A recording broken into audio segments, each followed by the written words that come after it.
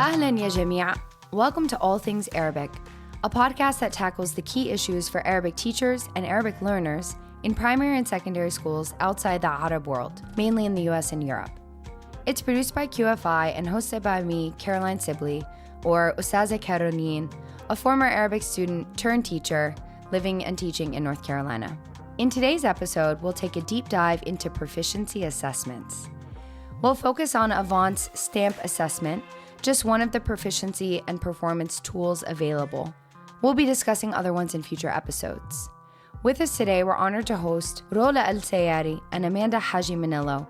Both of them have years of experience in the world language classroom and have since moved into administrative teacher training and assessment development roles.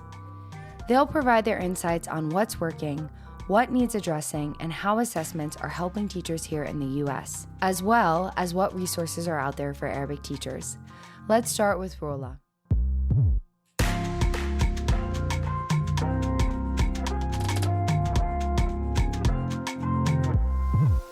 Can you tell us briefly about your background in teaching Arabic and how you found yourself in the current role as magnet coordinator at Ames? Certainly, yes. I started my career, I grew up as bilingual, and I understood how challenging it could be sometimes when I learn English and content in English while my native Arabic speaker.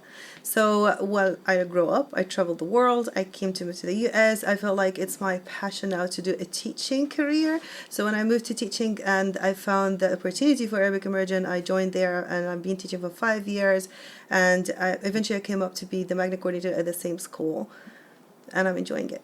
For our US and global audience who may not be familiar with language standards and language standardization, can you give us a brief overview of US-based language standards and what tools you all use at the Arabic Immersion Magnet School, or AIMS, and what you all use for assessments? Yeah, certainly. In AIMS, we have different language assessments, and it has been progressing. So when we first started, we used like teacher-created assessments, and we get together as a team. We sat down and we thought, let's just start with letter recognition, letter sounds, and then maybe high-frequency words, and then the reading levels. Eventually, we are basing this off ACTFL, but we found out STAMP is really helpful for us when we started beginning of the year, and then end of the year, we would see the progression of the language, and I think it's a really great tool to measure proficiency for students. So we won't be focused too long on the challenges, as I'm sure many of our listeners are actual teachers of Arabic and who are really seeking answers and solutions. However, for everyone to be on the same page, could you quickly outline some of the biggest challenges or obstacles in assessing Arabic proficiency for your learners at Ames? Absolutely. It was before the lack of standardized testing, which is now we rely on STAMP, and that's really helpful for us. I think one of the biggest challenge we have right now is sometimes lack of resources and incorporating that with assessing our students. The difference in proficiency levels within the same classroom in the same grade level is also an obstacle for the teachers, and how to address and target differentiation for every student to make sure everyone has the opportunity to speak, listen, participate in the classroom as well. So that's one of the biggest things for the teachers, and assessing them sometimes is hard for them. So understanding the rubrics and how to go into these are the levels that I will need to assess on, and this is how I can grade them maybe on it, and this is where they start, where they could be in. So really relying on the assessment of the rubric for STAMP assessment, that's really helped them. It will tell them like what areas exactly they need to target to be able to take their students from here to there. To the next level of proficiency. Wonderful. In each of the 4 skills? Yes, in the 4 domains. And I think what the focus in our school is like more of interpretive, interpersonal, and presentational, to get a chance for the students to be able to speak and listen more. And eventually as they go up in the grade levels, like 3rd grade and up, they start also incorporating like reading and writing as well. Thank you for that overview of the challenges. So it sounds like teachers have access to really quality, rigorous, and effective assessments through STAMP. How do you see the current assessment process reflecting and supporting teachers in their teaching efforts? teachers know the assessments. They know how to assess their students. I would say maybe there's a missing link between looking into the rubrics and the can-do statements, reflecting that in the actual practice teaching in the classroom is sometimes tough for them. I'm not sure exactly where is the lack or the gap, but certainly when we sit together as a team and plan together, and this is a can-do statement, this is the target levels we are targeting for our students, let's reflect that on the lesson, the task, the activity. It helps us create more creative ideas and incorporate it in the classroom, but it's still a challenge for us. Absolutely. It sounds like you're describing backwards design. Absolutely, yes. Yes. Exactly. Okay. Yeah.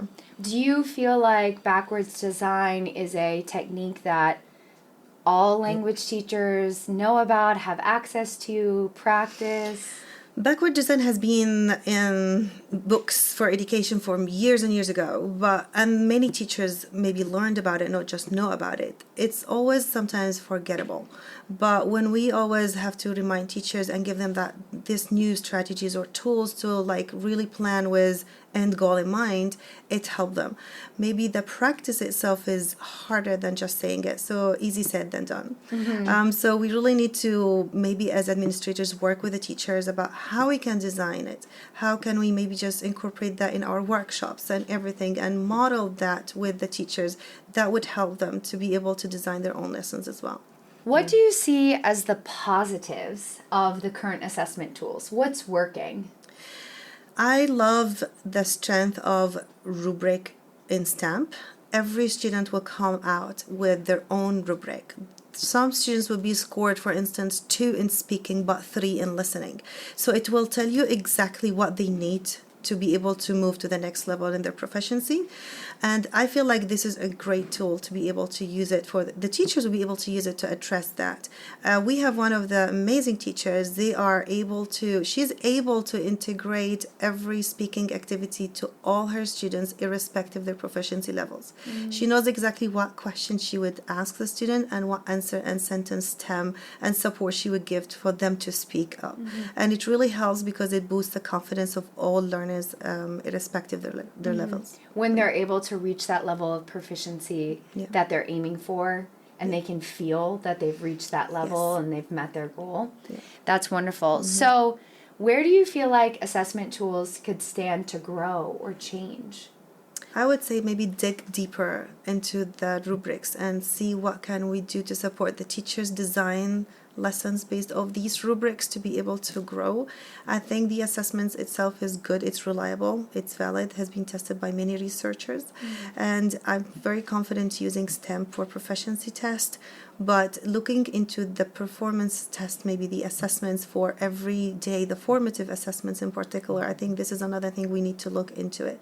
One of the things that maybe I was talking about it to our QFI Institute and the Avant about how can we translate the proficiency levels into numbers, into grades, and how can we build rubrics based of the proficiency level for every lesson, every task for the teachers to be able to grade their students accurately.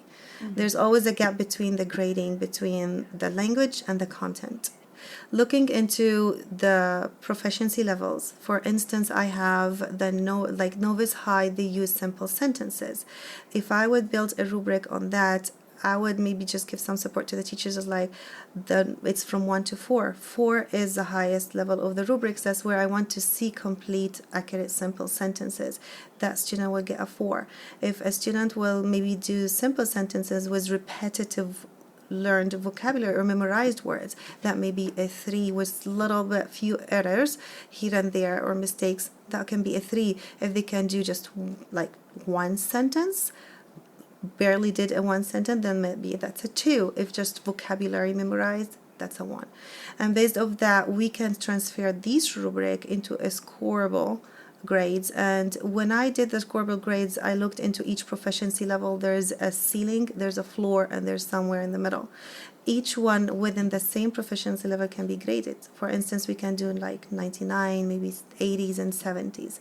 But I would say having like a minimum and a maximum and let the teachers work within the rubric, it will definitely help them to be able to be more effective in rating their students. And I got this idea because I am like, right now I am an OPI certified tester as well, and just going through all these trainings, it's not an easy way to go. It's like a intense 12 weeks of training, and to be able to rate the students is not easy. Whatever it's a speaking conversation or even a writing piece, it takes a lot of efforts and a lot of time to be able to understand the proficiency levels, and I don't wonder why the teachers always struggle in that. It makes a lot of sense. So helping with rubrics on the proficiency level will definitely give them a better guidance about where to go from there. But there's a lot of pushback against assessing sometimes in such a formal and standardized way because, you know, there's sometimes the worry that it might cause students to feel anxiety or like they're only learning for the purpose of a test.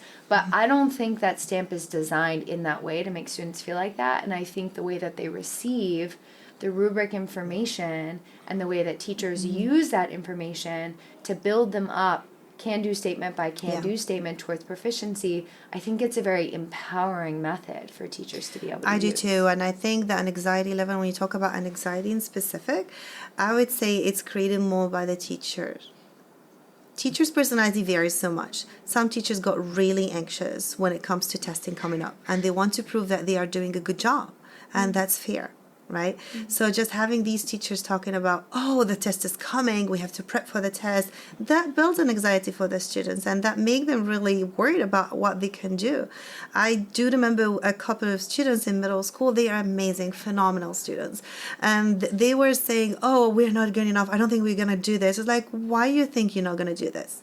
You have been doing this since kindergarten. You are in 7th grade right now. I'm sure you can do way better than I am expecting you to do. But other teachers who are really like very calm, I wouldn't say laid back, they're just calm. They are really, really chilled and there's like supporting and positive energy in the classroom. Their students never felt anything. They were really happy about all that. So I felt like it's more of how the teacher feels transfers to the classroom. It's not about the assessment itself. In our school, the students has been assessed all the time. There's benchmark, there's diagnostic assessments, there's TAR assessments, the state exams.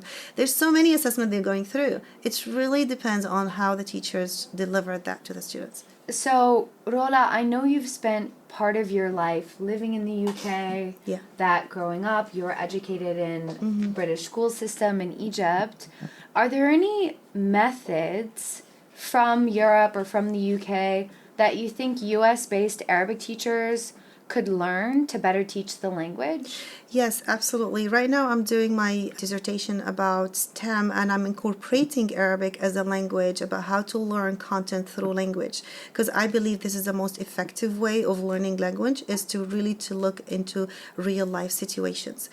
So I've came across in my researches about the CLIL method, which is content language integrated learning, and it's a European based method and it's being tested and used by many European Scandinavian countries as well as France and maybe a lot more that I don't know about, but it was being very effective by teaching content, language through the content. For instance, I would say science itself is having its own language. There's Brown and Rayo research article talking about how can we teach students science as a language. So teaching science through the lens of Arabic language is not going to be as difficult as people can think of. For instance, in our school, we are supposed to be teaching as an immersion. So a lot of pushbacks we get, and sometimes from the teachers, is that how can we teach like photosynthesis in Arabic? How can we teach hypothesis in Arabic? I was like, okay, well, this is not an everyday language for a student to talk to a child who is 8 years old, tell them what is photosynthesis. They don't know what's photosynthesis in English. So teaching and introducing that in Arabic, that would definitely also going to be okay if we can teach them in English. And then why do we teach them this way? Why don't we just tell them how radish grows? And then this is a real life experience. They can look around them, explore a story that talks about people raised in the farm, how they can help their father, for instance, children help their father or their parents to grow up growing some plants and vegetables. And from there, they will be able to use this real life experience to be able to understand what is a plant life cycle, what is photosynthesis, and make maybe an experiment. So I feel like this is one of the most effective ways. You are using content, language, and getting it with what we call phenomena-based instruction. You are using a real-life experiences through storylines to be able to incorporate that. Mm-hmm. It sounds very inspiring. I'm definitely curious to learn more about the CLIL method. Mm-hmm. So I'll end with one final question. How do you see students impacted by assessments on their journey of language learning? We have a lot of students have that intrinsic motivation to learn a lot more. So just giving them their assessments, and to be honest, pretty much I would say it's impacted. The impact I saw clearly in the middle school students, the older students, when they see the rubrics, they be able to understand and read it. Oh, this is where I am right now. I want to be there. So it really creates that intrinsic motivation for students to grow and learn more about the language. And really, I would say language is not just like a language to learn, read, write, and speak. It grows 21st century skills. It gives them the opportunity to be global minded. It gives them the opportunity to be, as you said, long life learners. Mm-hmm. And it creates careers in their lives as well, opportunities that they will never thought about. They can travel the world. So that growing passion and the culture they understand and learn about, it really helps them to move along. We just heard from Rolla about how teachers and administrators are using assessments. Let's now hear from Amanda Minnillo, who works for Avant MORE Learning, to find out what goes into formulating these assessments we use. And just to say, QFI works closely with Avant MORE Learning, which develops and trains teachers how to use the STAMP assessments in their schools to measure Arabic language proficiency. Let's start by finding out how Amanda got into this line of work. So I actually used to teach high school French, and I did that for about 9 years, and then I went to work at the district as an instructional coach for K through 12 programs of immersion and world language. With that, we did a lot of performance-based practices, things that drove to proficiency, collecting data, and all of that, and I just really wanted to provide people across the country the opportunities for professional learning that we had in my district. So I joined the Avant MORE Learning team to do so and to just travel and provide professional learning for people who teach languages. As a language teacher myself, I have had the incredible opportunity to take professional development with you over the past 2 summers at the QFI-sponsored Arabic Immersion Institute. We always have a lot of fun. We do, and I'm so glad that I've gotten to connect with you and the Arabic teachers through it. Amanda, for our U.S. and global audience members who may not be as familiar with language assessments, can you tell us the role that Avant MORE Learning, or Avant for short, plays in creating accurate and rigorous assessment tools for teachers of Arabic? Absolutely. So at Avant Assessment, we provide a proficiency test. And so that is different from performance. Performance is what we're doing in the classroom. It's in a controlled environment. The teacher knows what the language the students have, and the teacher knows the content that they're teaching. So at Avant Assessment, we provide a proficiency assessment. So with that, we actually offer assessments to figure out what are kids transferring from what they're learning in the classroom into real-world settings. Yes, and I think that's great because, as a language teacher myself, as a former language teacher, really our goal is to equip our students with tools in the language that then they can step outside of the classroom and connect with their own local communities, connect with other students in their own school who might be speakers of the language, and, connect more with global communities around the world. So our next question might be a little simple, but I know many teachers are wondering, what exactly goes into the process of making Arabic assessments, Can you tell us your secret sauce? Absolutely. And I wish I could take credit for creating the assessments. I did not personally do that, but we have a phenomenal team who that specialize in assessment production. And so they are very well versed in what is reliable and effective assessments. Part of that process is really identifying real world purposes and context for students to assess in. So that's like one of the things with the proficiency assessment. You can't really teach to it because we really want to see, can the students take what they know and transfer it into an unknown situation. So with that, we have the real world context because it's a proficiency assessment and not a knowledge assessment, creating opportunities for students to use the language, but also there's such a phenomenal team where they test out some sample items and see based off of students' responses, is the item itself effective? Do students need a certain background knowledge in order to be successful? Because we don't want background knowledge or cultural expectations to inhibit students' language proficiency. So really evaluating each test item to make sure that it really is showing their true proficiency in their linguistic abilities and not necessarily content abilities. Amanda, could you quickly outline some of the biggest challenges or obstacles in assessing Arabic from your end, the magical folks behind assessment creation? So, and this isn't unique to Arabic, but for all of the languages we offer, it is constantly monitoring and ensuring that our raters are being effective. So they go through a very rigorous process of getting trained, but then there's constant self-assessment and evaluation to ensure that we are rating effectively and adhering to the rubric. We also try to ensure that we're providing timely feedback. And so there's a lot that goes into just ensuring that we are being as reliable as possible.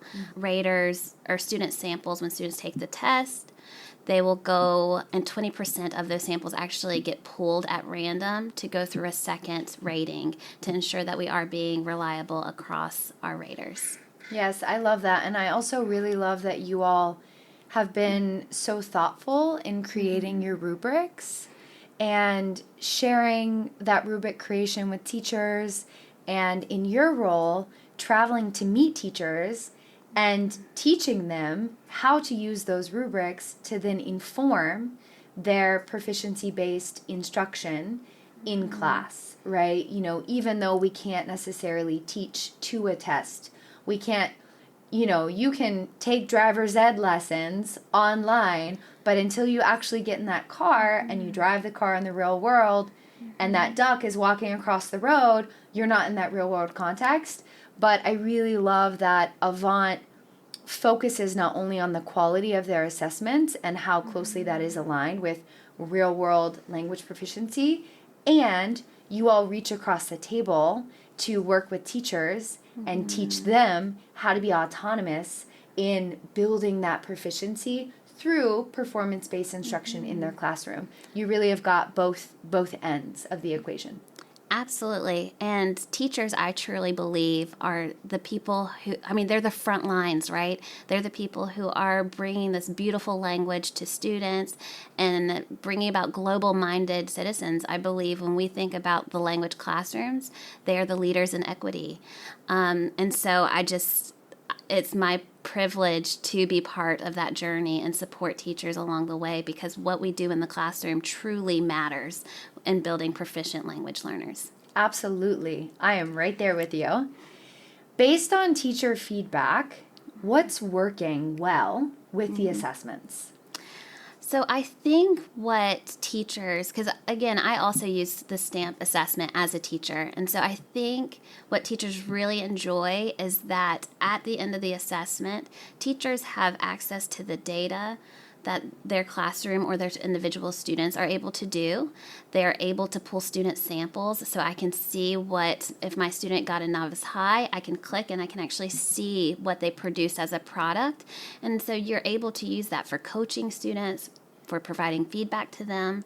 But not just that, we have so many resources. So yes, a teacher who gives STAMP can collect the data at the end, and it shows an individual power-up guide for each student. So it'll say, in listening, you're scoring a novice mid. This is what you can do to score better. And so we take the burden off of the teacher of providing that feedback and talking through proficiency in a way that is in student language. And so I do believe that they appreciate that. As a teacher who used it, I also appreciated that our Power Up Feedback Guide is free. It's a resource that even if you don't give STAMP, you can use that feedback in the classroom. And so you can print it off and students can see, okay, if I'm scoring novice mid, this is what I can do. So it celebrates what they're able to do first. And it say, hey, let's try this out. Try to do these things and see if we can power up your language. So I think the fact that it's not simply providing data, but providing actionable steps that can be taken back for the student and the classroom teacher on monitoring and adapting to the needs of our students. Absolutely. And that Power Up Guide is available in Arabic. I have seen it. Very exciting to have that incredibly useful and strong resource for all of the Arabic language teachers out there. Also based on teacher feedback, it sounds like there's a lot that's going really well. Is there any place that the Avant assessments could stand to grow? So I think it goes back again to we are constantly trying to stay up to date. And we're in a continuous growth mindset, and I think that that's really important for all companies. So we constantly are reevaluating. We're going back and looking at questions that are on the assessment and seeing, okay, is it most effectively measuring student language production? Is it most relevant with the current times? And really using those real-world resources. So just keeping the assessment fresh, up to date, and relevant to students' abilities. We do offer 2 different types of assessments. So we have the Stamp 4E, which is elementary, or the Stamp E. And then we also have the Stamp 4S, which is for 7th through 12th graders. And so we really try to make sure that each one of those are relevant also to the age of the students taking the assessment. Yes, I think that's definitely been one of the biggest challenges. And maybe you can relate, but as a language teacher, I think we often find ourselves at any age and stage for a learner. Like I started teaching at the high school level. I then moved down to teach 1st and 2nd grade. And now I teach college, right? Because they're all language learners. And sometimes it can be a bit of a challenge when the assessment content reflects an 18-year-old, but it's the only assessment content that you have, and it just doesn't feel appropriate to give that to a 7-year-old. You know, even if it's beginner language, the content has to be appropriate. So that's amazing to hear that you all really focus on keeping that fresh. In your role as a professional learning specialist, what do you do to support teachers in learning how to lock in and teach effectively towards proficiency? So in my role, I specialize in methodology, so in effective instruction. But my particular wheelhouse is I enjoy sharing activities that spark joy in students. So it's going to be strategies that are not only research-based, but also just build that community in the classroom where students can feel safe to take risk with the language, which, again, what you do in the classroom matters. So ultimately looking at how can we build activities in the classroom that are going to encourage proficiency in the language. Right, and if students are working on building up that courage in the language to take risks in the classroom, we know that the minute they step into the unknown world, it will take a lot of courage and risk-taking in the language as well. So it's amazing that you're working on building the interpersonal skills alongside of the linguistic and the culture and the content skills. Absolutely. And we also do, so depending on the needs of the school, we consult with the district and whatnot. So I also lead proficiency rating. So how do we rate students on the scale from novice low to advanced low or mid? And I also help teams figure out how to do such work in their schools. So we don't want to just say, well, here's proficiency rating, but how can you take it into your practice with actionable steps that you can implement the next day? So, Amanda, I'll end with one last question. Nearly everyone involved in the production of this podcast and most of our viewers truly desire to see Arabic taught along all other world languages. Our goal is to create positive language learning experiences for students, so positive that they become lifelong Arabic speakers and learners. How do you see assessments working to support the study and teaching of Arabic in the U.S. and abroad? Because I think you guys are starting to expand outside the U.S. So first of all, I do want to say thank you. I may get choked up thanking you guys for this, but as an Arab American, I grew up in the South. So it was just a very different environment. People didn't really know what a Lebanese person was. So I think the first thing is to recognize like what you are doing matters. And it's a huge thing. It's like changing the world for little Amandas across the world. And so Little Amanda Hajis. Yeah, little Amanda Hajis are so thankful. So that's why I so truly enjoy working with the Arabic teachers, because I think it's making a huge difference in terms of equity. In terms of assessments, I think that what we need to recognize is back in the day when I was in school, these programs didn't exist. So the first thing we should do with the assessments is be able to celebrate what these kids are able to do. Like, these kids are speaking Arabic. They are embracing the culture. They are embracing the people. So first, using that to celebrate and advocate for our programs and say the students can learn Arabic, because I think some people get intimidated by it. They see a different alphabet and they get intimidated and say, no, look at what our kids are doing. So I think that's the big push. And so advocating, not simply like, of course, advocating with legislation and saying, look, this is what they're doing. But then we can advocate at the state, create benchmarks by looking at our data and saying, this is what we expect a kindergarten or a third grade or a 12th grader to do. And so building those benchmarks and using the assessments to build more cohesiveness across the country and create more programs. Absolutely. That standardization, kind of the crystallization of, if a school is interested in starting Arabic, they know what steps they need to take. They have access to the resources. And, it's about finding teachers and community of learners that are interested and keen to learn this new language. But there's really there's a clear path forward for them in terms of building an Arabic language program, and for students to be able to have access to either, maybe Arabic is completely new for them, or maybe there's like a personal connection to it. And that is something that allows the students to feel incredibly seen and heard and celebrated alongside of their peers. And they didn't have that opportunity before. Absolutely. Yes. Well, thank you so much.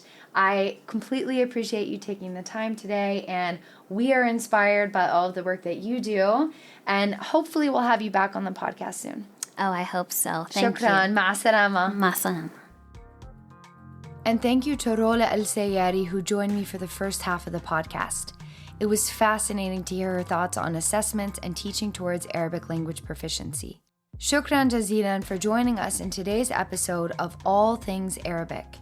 This podcast was made possible by QFI, Qatar Foundation International, a US-based organization that helps make the teaching and learning of Arabic as accessible and professional as other world languages. Join me next time when we find out about language evaluation in the UK and Germany. Subscribe, like, share this podcast. Please do let your colleagues and friends know about it, and head over to the QFI website to learn more about opportunities and resources available to language educators and students. مع السلامة.